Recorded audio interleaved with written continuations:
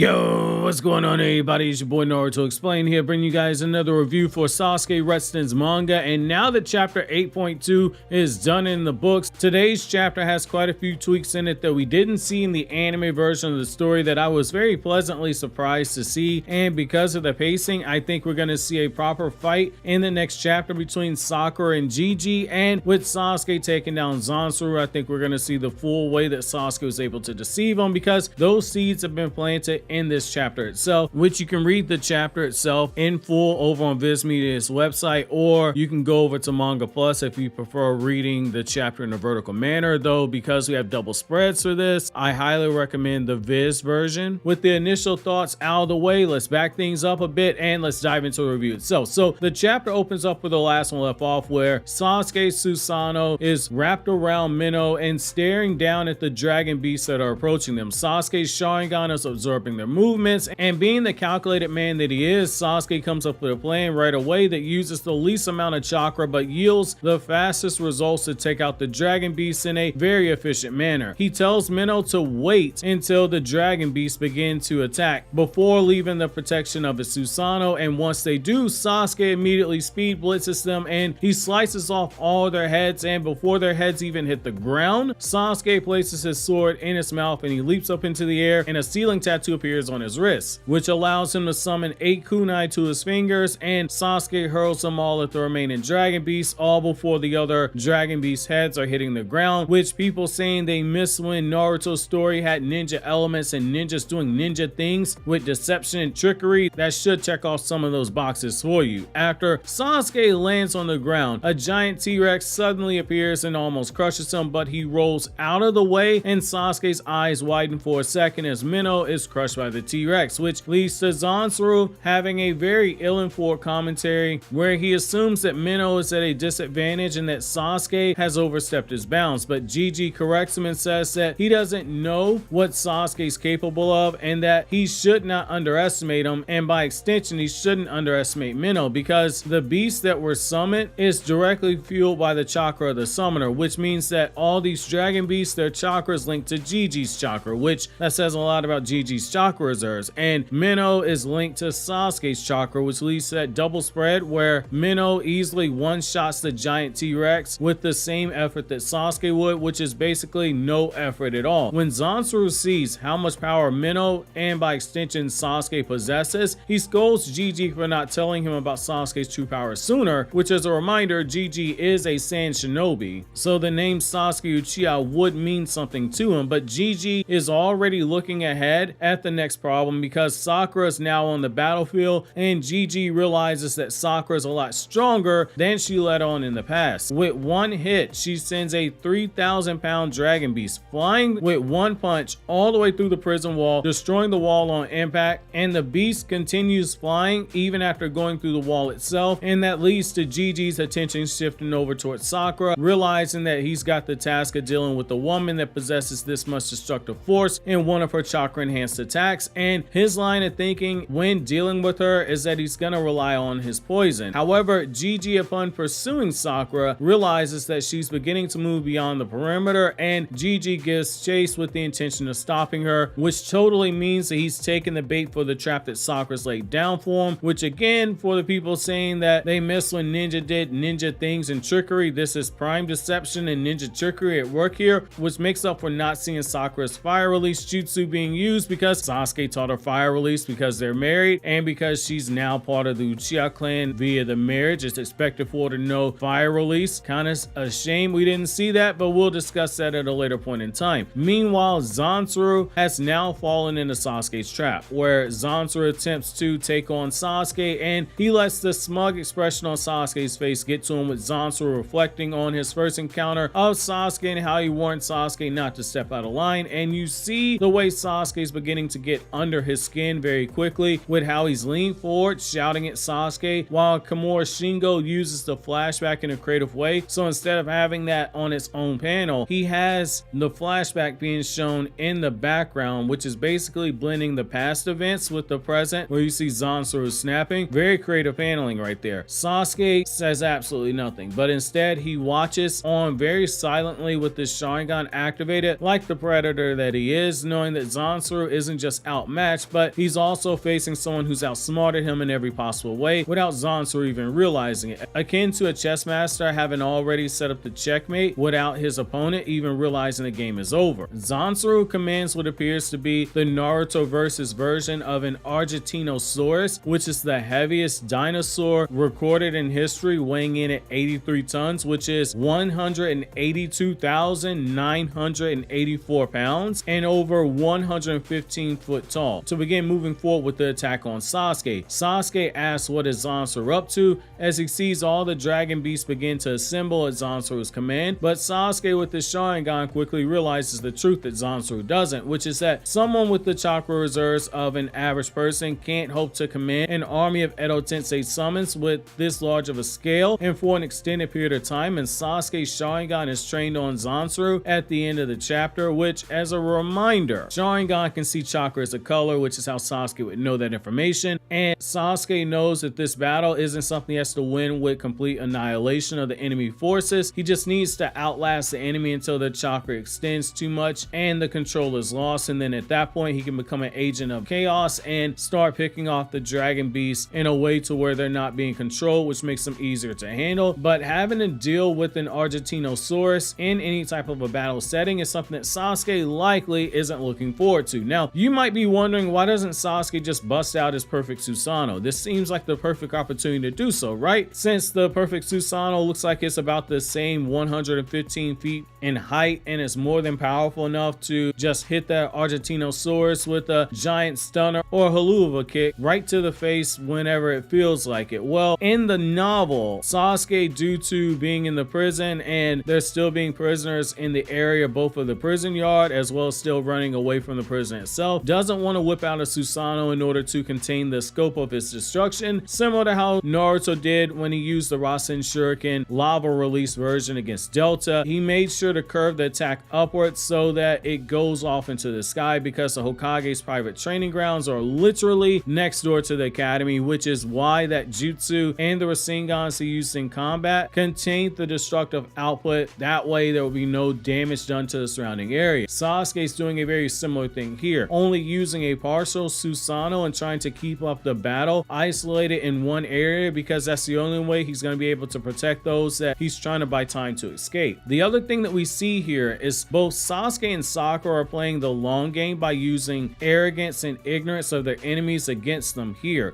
It's the classic Naruto move of the move hidden behind the move, and neither Zansuru or Jiji have caught on to it, which is the surprise being that Jiji, being a former shinobi of the Sand Village who was brought to Redaku specifically to train the army of mercenaries here in the country, which that group of 300 is the very same group that Kakashi is currently fighting on the other side of Redaku, while Kakashi is searching for a cure for Naruto's chakra illness on the other side of Redaku where Hagoromo once lived. It's ironic that Jiji's fallen for Sakura's trap. I love the pacing for the manga that Komura Shingo has done here, and to be honest, I do wish the anime had waited until the manga was done before adapting this. That way we get a full adaptation in the anime instead of the abridged version that we got, because it does lead to a lot of people saying, yeah, I'm not going to read the manga version because I've already seen the anime version, even though the anime version cut out a lot of material. But I do understand the business reason behind it, but the way that Komura Shingo has paced this out is absolutely perfect in my opinion. Even if he's cut out some stuff like Sakura's fire release, it isn't enough cut to take away from the soul of the story, which is something I do believe the anime version did unintentionally do. No disrespect to any of the animators, they can only do what they're assigned to do, but I do believe the anime version took the soul out of this story. Overall, this was another solid chapter from Komura Shingo, especially with some of the art that we got here this time around.